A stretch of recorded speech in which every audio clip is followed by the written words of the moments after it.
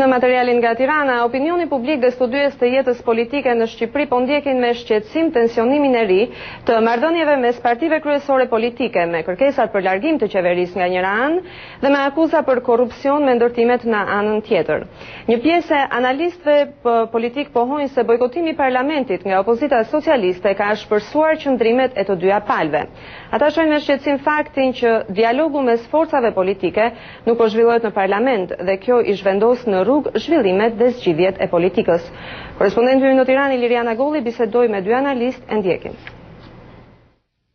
Acarimi i marrëdhënieve midis Partisë Socialiste dhe Partisë Demokratike pas zgjedhjeve parlamentare të qershorit ka shpërsuar mjaft edhe komunikimin politik midis drejtuesve të këtyre partive. Bojkotimi që socialistët po i bëjnë parlamentit nga një anë dhe kundërpërgjigja me akuza për korrupsion nga demokratët ka vështirësuar mjaft dialogun midis forcave kryesore politike në vend. Analistët e jetës politike mendojnë se politikanët kryesore kanë ashpërsuar gjuhën politike në mënyrë të skajshme me akuza dhe kritika, duke vështirësuar po ashtu edhe arritjen e një mirëkuptimi midis tyre për çështjet e mbetura pezull. Me sa shoh unë në fakt e para do të them duke që kjo është situatë pa precedent. Kjo situatë nuk ka të bëjë fare me librat e demokracisë dhe të historisë evropiane që kemi lexuar ose që japim mësim në universitete. Nuk ka të bëjë as me institucionet e shtetit, as me ligjet e shtetit. Kjo është një situatë vërtet jashtë institucionale dhe është vështirë të bësh orakullin për treguar ç'ndodhi më pas. Ktu mund të hamensohet se ndodhi. Opozita e di mirë që ndërkombëtarët në Shqipëri faktorin kryesor që kanë në marrëdhënien e tyre kanë stabilitetin. Stabilitetin për Shqipërinë vetvetes, duke patur parasysh çfarë muaj ka pas kaluar, dhe stabiliteti i çështjes shqiptare në rajon, duke patur parasysh që ka qenë çështja kryesore e Ballkanit për gjithë periudhën pas 95-s e këtej. Kështu që nëse ata duan që të rriqin vëmendjen e ndërkombëtarëve, kanë për të cënuar stabilitetin e këtij vendi. Analisti i njohur Adri Nurellari e sheh me shqetësim faktin që qendrimet e Partisë Demokratike dhe të Partisë Socialiste janë aq të kundërta dhe larg njëra tjetrës, saqë zgjidhja sipas tij nuk do të kërkohet brenda institucioneve, por do të kërkohet si edhe herë të tjera nga tryeza jashtë institucioneve ku ndikojnë dukshëm personaliteti i udhëheqësve dhe jo forca e ligjit. Dhe kjo në fakt jo vetëm që do ta destabilizoj vendin, po do na japi një njollë të jashtëzakonshme, do ta rikthej Shqipërinë në vëmendjen e ndërkombëtarëve, po prapse në një formë vërtet hyese për dinjitetin e shtetit shqiptar, sepse është qesharake që në Shqipëri prapë të zgjidhen çështjet, të zgjidhen problemet, jo nëpërmjet institucioneve dhe ligjeve, por nëpërmjet rrugëve, dhe kjo është vërtet një përgjegjësi e madhe, jo vetëm e opozitës, por edhe opozitës, duke parasysh që opozita ka pasur 3 vjet kohë, reforma elektorale është bërë gjatë 3 viteve, dhe reforma elektorale ka qenë bërë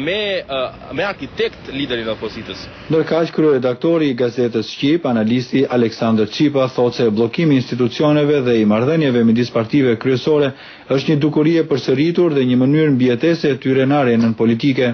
Fakti që protagonistët kryesorë të politikës, përkatësisht zoti Berisha dhe zoti Rama, janë rikthyer në një fjalor i cili të kujton periudhën më të egër të tranzicionit post-komunist shqiptar, të lë të besosh që vetë demokracia institucionale në vend është e rrezikuar.